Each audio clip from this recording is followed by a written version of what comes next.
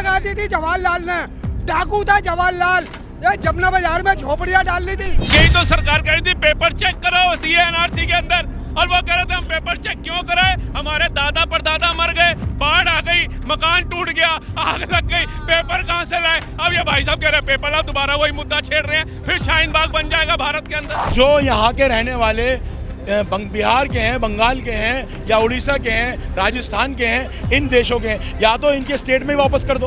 एक रोहिंग्या का मुद्दा हटा के अपने ही देश के नागरिकों को परेशान करना ये बहुत गलत है। आप स्लम को साफ करिए, हम आपके साथ हैं, झुग्गियाँ हटाइए, लेकिन उनके रहने की व्यवस्था करिए। जो झुग्गी वाले हैं उनके बयान आज दिन टीवी पर चल रहे हैं कि ये 5,000 रुपए देकर के झुग्गी किराए पे लेकर के रहते हैं, जिसके पास अपनी छत नहीं है, जो खुद एक सरकारी जमीन पर झुग्गी डाल के इसलिए रह रहा है कि वो पैसे से मकान नहीं खरीद सकता, लेकिन वही झुग्गी 5,000 रुपए किराए पे देकर के रह रहा है, किराया खा रहा है उसका। नमस्कार, मैं आकाश कुमार और आप देखना शुरू कर चुके हैं भैया जी का। जब आप एक चीज देख रहे होंगे कि दिल्ली में महज 5 महीने हुए हैं रेखा गुप्ता जी की सरकार को बने हुए, जगह जगह बुलडोजर चलने स्टार्ट हो गए। 1,000 से ज्यादा कॉलोनियां अवैध बताई जा रही हैं। अब जब 1,000 कॉलोनी बताई जा रही है, अगर हम कहें आंकड़ा, अगर एक कॉलोनी में 100 परिवार भी रहते हैं, और अगर उन 100 परिवारों ने, एक परिवार ने अगर 5 लोग भी हैं, 3 बच्चे और एक माँ और एक बाप, तो लगभग नहीं तो 50,000 ऐसे लोग हैं जो बेघर हो जाएंगे। ये 1,000 का आंकड़ा बता रहा हूँ मैं आपको, सटीक आंकड़ा नहीं बता रहा हूँ। इसी मुद्दे को लेकर जनता के बीच में मौजूद हैं और जानेंगे कि इनकी क्या राय है। नमस्कार सर, नाम क्या होगा? राहुल मेहता। आपका नाम क्या होगा? आदिल खान। क्या नाम है कि क्या कहना चाहोगे जिस तरीके से अभी झुग्गियां तोड़ी जा रही हैं इल्लीगल तौर पर, लेकिन वो लोग रो भी रहे हैं, वो कह रहे हैं कि 40-50 साल से हमें क्यों बसने दिया, तो क्यों तोड़ी जा रही है? मैं आपको बताता हूँ, ये सिर्फ एक एजेंडा है कि हम 50 साल से रह रहे थे। 76 साल देश को आज़ाद हुए हैं, अभी सिर्फ 76 साल हो गए देश को आज़ाद हुए। जो पाकिस्तान से रिफ्यूजी आए थे ना, उनको भी 70 में जाकर के 68-70 के बीच में मकान अलाउड हुए थे जो गवर्नमेंट ने दिए थे। तो झुग्गियाँ क्या आज़ादी से भी पहले से डाल करके बैठ गए ये लोग? आप बताइए।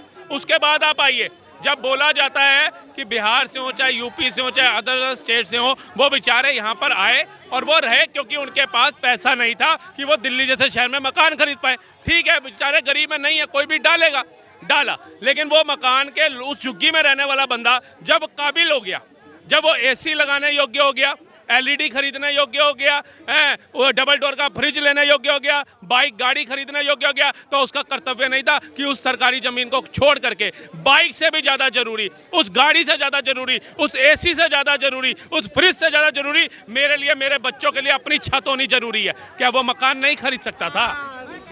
देखिए, अगर वो इस तरह के लोग हैं, उनके पास सारी सुविधाएं हैं, तो बिल्कुल कार्रवाई करो। लेकिन वो लोग जिनके पास कुछ भी नहीं है, जिनके पास रहने के छप्पर के सिवा, एक बल्ब के सिवा, एक पंखे के सिवा कुछ नहीं है, ऐसे लोग, उनकी दरिद्रता नजर आएगी। दूसरी बात, इस तरह तो करोल बाग की भी झुग्गियाँ हटी और करोल बाग में झुग्गी वाले अरबोपति बन गए आज। लेकिन आज मैं सवाल पूछना चाहता हूँ, ये 50,000 लोग जो हमारे ही देश के नागरिक हैं, जिसमें बच्चे हैं, महिलाएं हैं, बुजुर्ग हैं, हम इतने कट्टर दिल कैसे हो गए, हम इतने सख्त कैसे हो गए कि उनको खुले आसमान के नीचे रातों रात साफ करके किसी का आशियाना उजाड़ना, ये बहुत गलत है। आप हटाइए, आप स्लम को साफ करिए, हम आपके साथ हैं, झुग्गियाँ हटाइए, लेकिन उनके रहने की व्यवस्था करिए।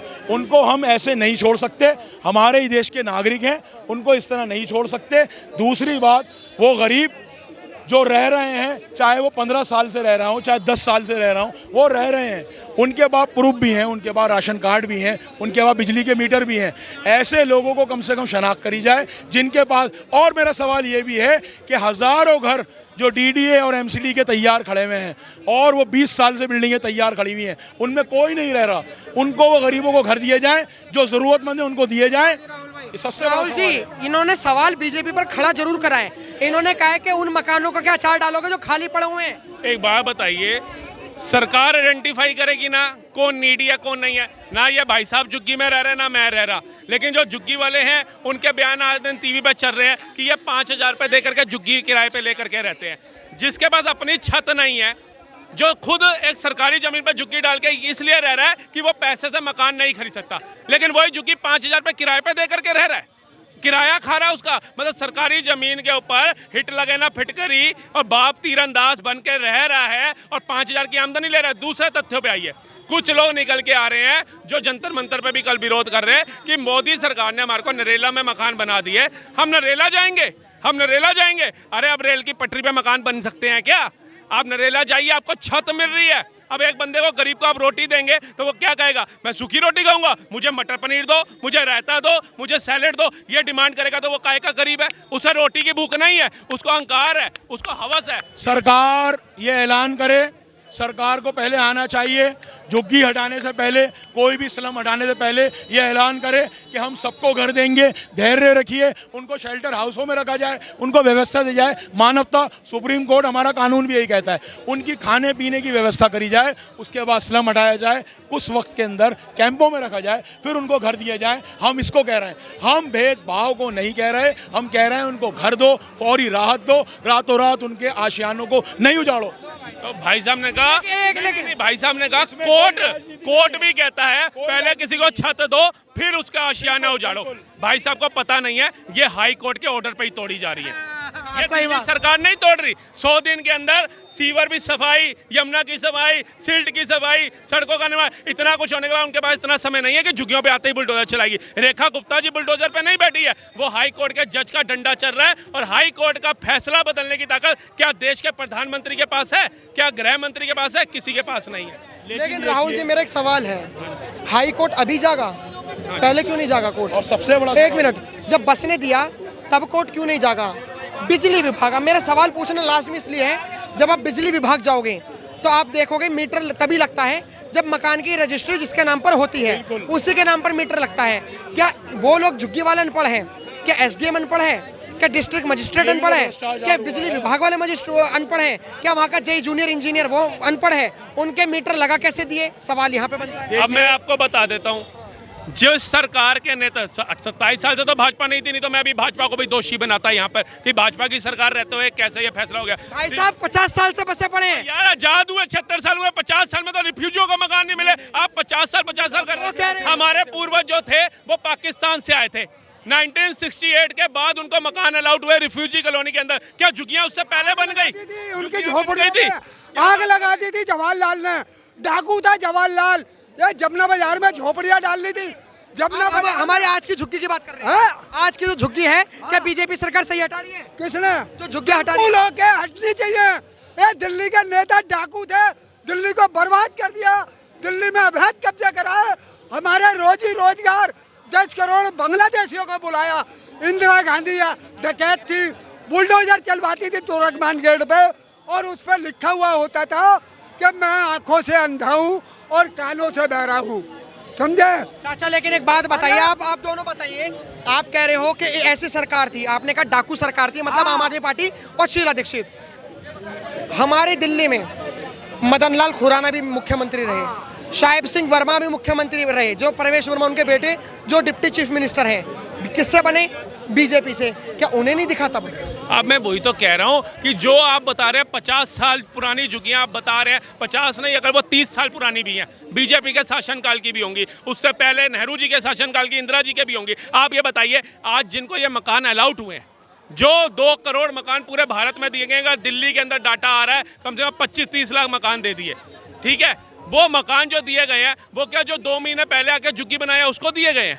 ये पुराने लोग जिनके बुजुर्गों के पास भी उस झुग्गी की पर्ची है, आवास देने का फैसला हुआ है, वही पीएम आवास योजना के तहत मकान दिए जा रहे हैं। अब आप ये बोलो कि भैया आपको लग रहा है दिल्ली में इलेक्शन है, 3 महीने बाद मैं झुग्गी डाल लेता हूँ, मोदी जी ने हाँ तो कर दिया, मेरी पर्ची पे नंबर आ जाएगा। ऐसे नहीं आएगा। और जो मकान एसी वालों झुग्गी वालों को दे रहे हैं, एलईडी वाले झुग्गी वालों को दे रहे हैं ना, ये फुटपाथ पे जो सो रहे हैं ना 40 डिग्री टेम्परेचर में और बरसात में, इनको दो। भाई साहब, सवाल इनका भी लाजमी है। ये कह रहे हैं कि उनको मकान दे रही है सरकार, जहां झुग्गी वहां मकान, जो बहुत पहले से रह रहे हैं, जो अभी 10-15 साल से रह रहे हैं, उन्हें सरकार क्यों ही देगी? देखिए, अगर कोई एलईडी और एसी में रह रहा है तो उसकी तहकीकात होना चाहिए, उसको करो आप। लेकिन जो नज़र आ रहा है कि बहुत ही बुरी हालत के अंदर है, बहुत ही उसके पास कोई साधन नहीं है, ऐसी जगहें हैं जहाँ बैठने उठने की जगह नहीं है और वो उसमें रह रहा है, वो किराएदार भी नहीं है, वो रह रहा है। उसकी अपनी है और उसके आशियाना उसके बच्चे हैं, ऐसे परिवारों को तो राहत दो। रातों रात किसी की झुग्गी उजाड़ना, किसी का घर उजाड़ना, ये बहुत गलत है। सरकार उन्हें नहीं दे रही जो रियल में गरीब है। ये बताएं ना, इन्होंने ये सवाल करा है, उन गरीबों को दो, फौरन राहत दो। मेरा सवाल फिर वही है, जब हज़ारों घर खाली पड़े हुए हैं तो आप उन घरों को क्यों नहीं दे देते? 10 साल 15 साल से वो बने हुए हैं, उनको कोई रह नहीं रहा, वो हमारे टैक्स के पैसे से बने हुए हैं। उन गरीबों को जिनकी ज़रूरत है उनको फौरन राहत दो। आपको क्या लग रहा है, सरकार जो झुग्गियां तोड़ रही है या रेखा गुप्ता तोड़ रही है, सुप्रीम कोर्ट तोड़ रहा है या रेलवे विभाग तोड़ रहा है, क्या उन लोगों को नहीं मिल रहे मकान? क्योंकि मोदी जी ने जो कहा है जहां झुग्गी वहां मकान, वो उन लोगों को नहीं दे पा रही, ना उन दोनों लोगों को देने में सक्षम है जो रियल में गरीब है। जो हमें न्यूज़ के जरिए और आपके चैनलों के माध्यम से नज़र आ रही है, तो हमें तो एक हाहाकार मचती हुई नज़र आ रही है। और इससे हमें फ़ौरन राहत करके सरकार सामने आए और ये कहे कि सबको मकान मिलेंगे, आप निश्चित रहिए, उनके लिए कैंप बनाए जाएँ, कम से कम उनको विस्थापित करा जाए। रातों रात किसी का आशियाना उजाड़ना ये बहुत गलत है, एक बद्दुआ वाला काम है, ये नहीं होना चाहिए। हम अपने घरों में रह रहे हैं, हम एसी में रह रहे हैं, और जो सड़क पर रह रहा है, जिसमें 2 गरीब बच्चे हैं, इनके मासूम बुजुर्ग हैं, कई बुजुर्गों की मौत हो गई, क्या वो भारतीय नहीं थे? कई महिलाओं की मौत हो गई इसी गम में कि हमारा घर टूट गया। कम से कम उनको राहत दो, उनको कुछ सहारा तो दो, उनको कोई ऐसी बात तो बोलो जो उनमें जान है। ऐसे तो पता नहीं कितने हार्ट अटैक से ही मर जाएंगे। जिस तरह की आप बात कर रहे हैं, किसी को 20 साल पहले से जो बसा हुआ है उसको अचानक आप हटाओगे, आप हटाओ, बहुत अच्छी बात है, लेकिन पहले उनकी विस्थापना की कोई ना कोई ऐसा काम करो। आप कर सकते हो, आपके पास ताकत है, आपके पास सब कुछ है, सरकार है, पैसा है, आप करिए।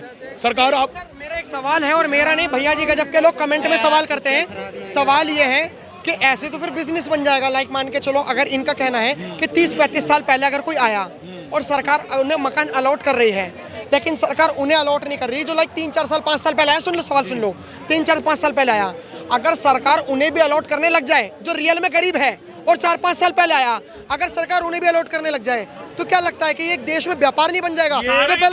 फिर तो सारे ही गरीब है। किसको 1 BHK का फ्लैट बुरा लगेगा, आप बताइए ना। मुझे अभी मिल जाए दिल्ली जैसे शहर में 1 BHK का फ्री में फ्लैट, मेरे को बुरा लगेगा? और जो और समझदार बच्चे होंगे, वो सारे बच्चे अपनी नौकरी 2 दिन के लिए छुट्टी लेकर के फार्म भरेंगे और फिर वो फ्लैट बेच करके सिंगापुर मलेशिया जश्न मना के आएंगे। तो किसको बुरा लगेगा? किसी को बुरा नहीं लगेगा। अब भाई साहब ने कहा जो नीडी है, ये भाई साहब नहीं, ये मैं नहीं, पूरा भारत भी यही कहता है, जो नीडी है उनको मिले, और बार बार यही बोला जा रहा है जो नीडी है। लेकिन अगर मैं आज देहरादून नौकरी के लिए जा रहा हूँ, मैं वहाँ किराए पे मकान ना लेके, गेस्ट हाउस ना लेकर के तंबू डाल लूँ और ये सोचूंगी कोई सरकार आएगी मुझे इस तंबू की जगह पे 6 महीने बाद मकान दे देगी, तो फिर पूरा भारत ही तंबू डालने पे आ जाएगा। है कि आप सबको एक बार कह दो मकान मिलेगा, जांच होगी आपकी, आपके पास कोई मकान पाया गया तो आपको नहीं मिलेगा, सब राजी हो जाएंगे, बाप मुद्दा खत्म। सरकार ये बात नहीं करके इसको एकदम हवा बना दिया गया है। सरकार चाहे तो सब कुछ कर सकती है। अभी ऐलान सरकार कर दे कि सबको मकान मिलेगा जिनको ज़रूरत है, और जिनके पास पहले से मकान है, कागज़ों में तो दर्ज होगा, उनको नहीं मिलेगा। इसकी इंक्वायरी बिठाई जाए, दूध का दूध पानी का पानी हो जाएगा, ये मुद्दा ही नहीं बनेगा। इसको बांग्लादेश से जोड़ना, इसको रोहिंग्या से जोड़ना, ये तो बेवकूफ़ी बड़ा सवाल है। कम से कम अगर आप मुद्दा करना चाहते हो, राजनीति नहीं करना चाहते, झुग्गी झोपड़ियों को हटाना है तो हम आपके साथ हैं, लेकिन तरीके से हटाओ। भाई साहब फंस गए। भाई साहब कह रहे हैं वो झुग्गी वालों के पास पेपर चेक करो, जिनके पास दूसरे मकान है ऑलरेडी, उन्हें मत दो। तो यही तो सरकार कह रही थी, पेपर चेक करो CA NRC के अंदर, और वो कह रहे थे हम पेपर चेक क्यों कराए, हमारे दादा परदादा मर गए, बाढ़ आ गई, मकान टूट गया, आग लग गई, पेपर कहाँ से लाए? अब ये भाई साहब कह रहे हैं पेपर लाओ, दोबारा वही मुद्दा छेड़ रहे हैं, फिर शाहीन बाग बन जाएगा भारत के अंदर। CA NRC के मुद्दे को झुग्गियों से ना मिलाओ, क्योंकि पेपर की तो बात है, पेपर की बात है तो फिर तो मिलाना पड़ेगा। CA NRC का मुद्दा वो नागरिकता का मामला था, ये नागरिकों का मामला है, ये मकान का मामला है, नागरिकों का नहीं। अगर किसी को मकान आता है, पैसा तो बुरा हमें CA NRC से कोई परेशानी नहीं थी, हमें परेशानी थी उसके सरकार से के आधार पे करने से, हमें ये परेशानी थी। इन भाई साहब को पता नहीं तो हिंदुओं के लिए तो भारत था, हिंदू भारत में ही आ रहा था, तभी तो बंटवारा हुआ था। लेकिन बांग्लादेश इसलिए बना, बांग्लादेशियों को उधर जाना था, म्यांमार बर्मा इसलिए हुआ, उधर जाना था, पाकिस्तान इसलिए हुआ कि उनको पाकिस्तान जाना था। तो जब उनको दिक्कत नहीं थी पाकिस्तान चुनते वक्त, जब उनको दिक्कत नहीं थी बांग्लादेश चुनते वक्त, जब उनको दिक्कत नहीं थी बर्मा और म्यांमार चुनते वक्त, तो आपको क्यों दिक्कत हो रही है पेपर दिखवाने में उनके? पेपर तो जो CA NRC का मुद्दा था वो तो खत्म हुआ, कानून बन गया, उसकी अब बात ना करो। इस वक्त बात हो रही है झुग्गियों की। आप CA NRC पे जाओगे, रोहिंग्या बैठे हुए हैं, पेपर नहीं चेक करेंगे, फिर भगाएंगे तो आपका तानाशाही हो गई। भाई इस तरह तो आप लाखों लोगों को रोहिंग्या कह दोगे इसी नाम से। रोहिंग्या जो रोहिंग्या है उसको भाषा भी नहीं आती भारत की, उसकी भाषा भी अलग है। मेरे यहाँ पूरी भाषा आती है। जो यहाँ के रहने वाले बिहार के हैं, बंगाल के हैं या उड़ीसा के हैं, राजस्थान के हैं, इन देशों के हैं, या तो इनके स्टेट में वापस कर दो। एक रोहिंग्या का मुद्दा हटा के अपने ही देश के नागरिकों को परेशान करना ये बहुत गलत है।